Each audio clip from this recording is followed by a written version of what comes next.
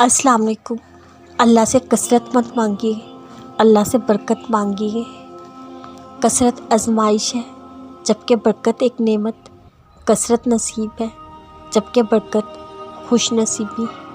کثرت آپ کا اندازہ ہے، اس قدر ہو تاکہ آپ کی ضروریات پوری ہو۔ برکت اللہ پاک کی گارنٹی ہے، جو ملے گا اس میں ضروریات لازماً پوری ہوں گی۔ کثرت کی خواہش بے چینی اپنے ساتھ لاتی ہے، یہ بے چینی سودا بن کر دل و دماغ پر چھا جاتی ہے، فکر کا شکار کر دیتی ہے، شکر سے دور کر دیتی ہے۔ جبکہ برکت کے ساتھ قناعت، شکر لازم ملزم ہے۔ شکر ہی وہ شے ہے جو رحمت خداوندی اللہ کی کنجی ہے۔ کثرت والے حساب میں پھنس کے برکت والے پار لگ کے۔ کیا آپ کے پاس ایسی پوشیدہ تکلیف ہے جسے اللہ کے سوا کوئی نہیں جانتا؟ ان کو ایسی پوشیدہ نیکیاں بنانے جن کو اللہ کے سوا کوئی نہ جانے۔ آپ کی وہ بیماری جسے اللہ کے سوا کوئی نہیں، اس کے لیے خفیہ صدقہ کرے جسے اللہ کے سوا کوئی نہ جانے۔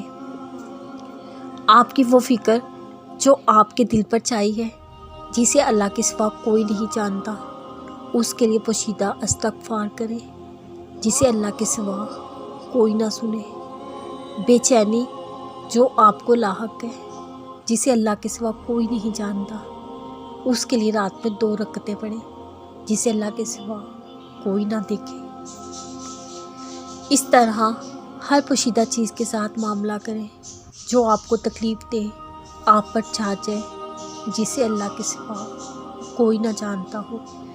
ان کے لیے ایسی چھپی نیکیاں کریں جنہیں اللہ کے سوا کوئی نہ جانے۔ اللہ پر اور اس کی طرف سے کشادگی رحمت پر یقین رکھیں، کیونکہ بے شک وہی دیتا ہے، وہی دے سکتا ہے اور وہی دے گا۔ ٹوٹے دل تہجد میں جڑتے ہیں، بکھرے وجود یہاں آ کر سنبھل جاتے ہیں۔ تم تہجد خود نہیں پڑھتے، تمہیں وہاں عرش سے بلاوا آتا ہے جو ہر ایک کو نصیب نہیں ہوتا۔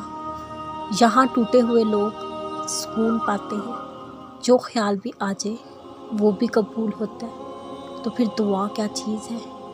جب رات کے آخری پہر اللہ تمہیں خود چنتا ہے تہجد پڑھنے کے لیے، تو پھر سوچو وہ تمہیں خالی ہاتھ کیسے لٹائے گا۔ اس لیے جب بھی رات کے آخری پہر آنکھ کھلے، اسے بے وجہ مت سمجھ لینا، اس کا مطلب اللہ تم سے تہجد میں ملاقات کرنے